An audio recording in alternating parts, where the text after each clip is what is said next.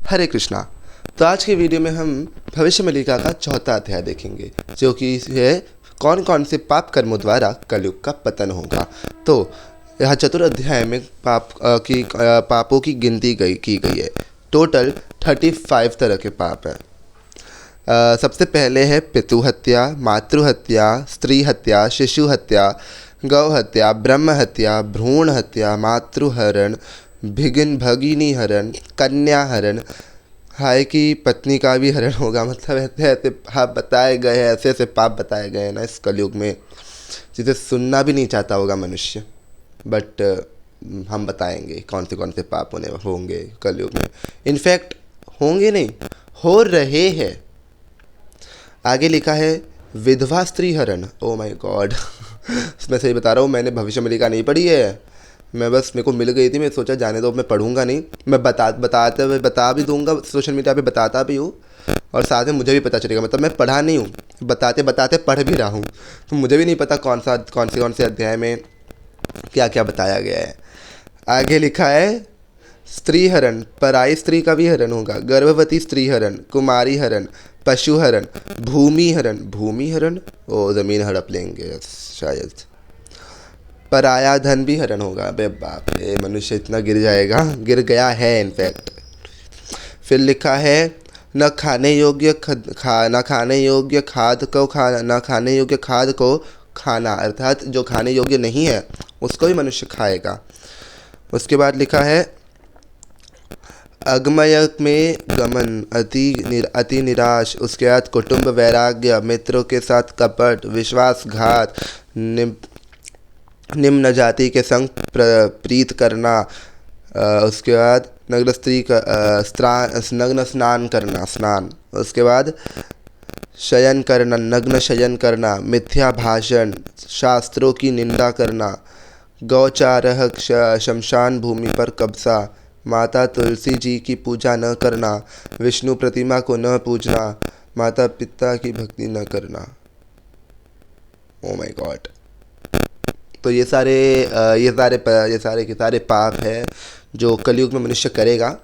In fact कर रहा है, नहीं करेगा नहीं, कर रहा है। आगे लिखा है उपयुक्त पाप कर्मों की वजह से कलयुग की आयु श्रेय होकर उससे 5000 साल की भोग होगा, जो कि हो चुका है। पाप कर्म, यही पाप कर्म हो रहे हैं इस समय।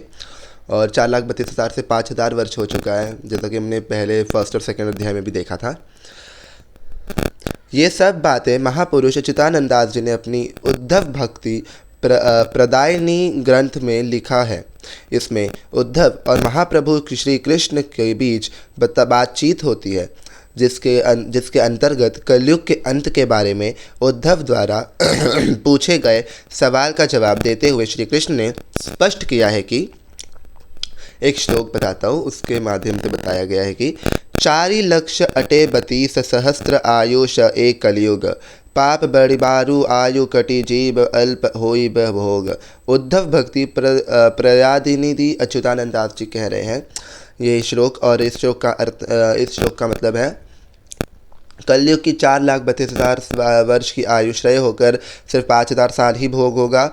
द्वापर युग में भगवान श्री कृष्ण जी के साथ उनके परम सखा अर्जुन का संवाद हुआ, और उस समय अर्जुन महाप्रभु श्री कृष्ण से कलयुग के अंत, धर्म स्थापना और भगवान कल्कि के अवतरण के से संबंधित में प्रश्न करते हैं। तब भगवान श्री कृष्ण अर्जुन से बहुत सारी लीलाओं का वर्णन करते हैं, और महापुरुष अच्युतानंद दास महाराज ने उन्हीं बातों को 64 पटल, नील सुंदर गीता आदि अपने अनेक ग्रंथ में लिखा है।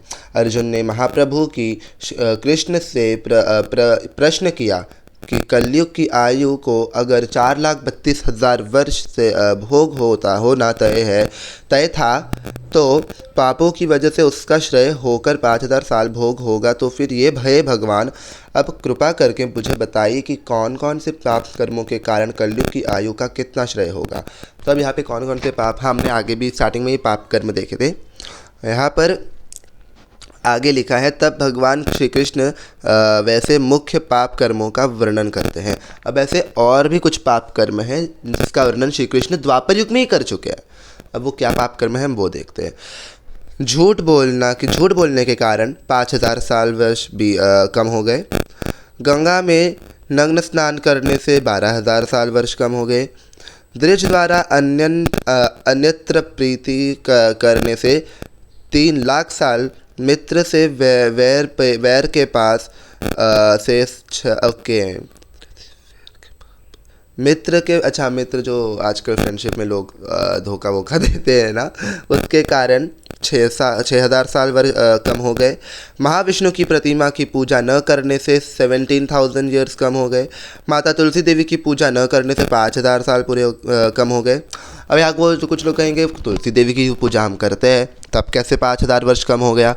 भाई हर घर में नहीं होती, हर घर में तुलसी पूजा नहीं होती है, बहुत सारे नास्तिक लोग भी है। आगे लिखा है माता पिता हत्या और अनन्य पापों से 3000 साल कम हो गए। इस प्रकार कलयुग की आयु 4,32,000 से 4,27,000 साल घटकर मात्र 5,000 साल रह जाएगी।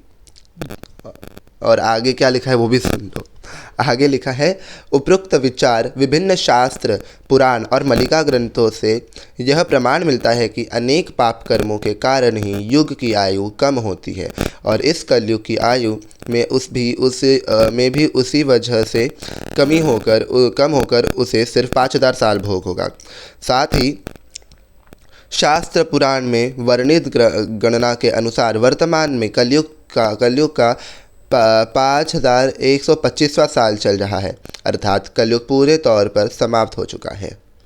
ओके, तो ये 4th अध्याय यहाँ पे ख़त्म होता है। तो यहाँ पे केवल कौन से पापों के कारण कलयुग का पतन होगा सिर्फ उसका वर्णन किया था श्री कृष्ण ने और श्री अच्युतानंद दास जी ने, और श्री जगन्नाथ जी के शरण में रह के जगन्नाथ जी ने जो पाप कर्म बताए थे वो अच्युतानंद दास जी ने लिखे, और द्वापर युग में श्री कृष्ण ने अर्जुन के कहने पे कुछ पाप कर्म और बताए थे। तो इस वीडियो में इस 4th अध्याय 4था अध्याय यहीं पे ख़त्म होता है, क्योंकि 4थे अध्याय में केवल पाप कर्मों का वर्णन किया गया है, ओनली पाप कर्मों का वर्णन।